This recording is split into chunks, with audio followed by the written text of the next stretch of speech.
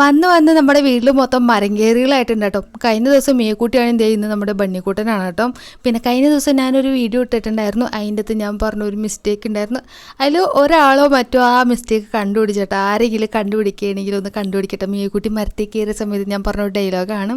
അപ്പോൾ നമ്മുടെ ബണ്ണിക്കൂട്ടൻ മരത്തിലൊക്കെ കയറി ഇറങ്ങി വന്നിട്ട് വായും പൊളിച്ചിരിക്കുന്നുണ്ടും. ഈ വാ പൊളിച്ചിരിക്കുന്നത് ദാഹിച്ചിട്ടല്ല കേട്ടോ. കുറേ കൂട്ടുകാരാണെങ്കിൽ തെറ്റിയിരിക്കുന്നുണ്ടും. അവർ ഹീറ്റ് കൺട്രോൾ ചെയ്യണതാണ്, വാ തുറന്ന് പിടിച്ചാണ് ഹീറ്റ് കൺട്രോൾ ചെയ്യണത്. അപ്പോൾ അതേപോലെ ഇപ്പോൾ കിടന്ന് ഓടിക്കതച്ചതാണല്ലോ, ആ ഒരു കിതപ്പിലൂടെ അവൻ്റെ ഹീറ്റ് ഒന്ന് കൺട്രോൾ ചെയ്യണം.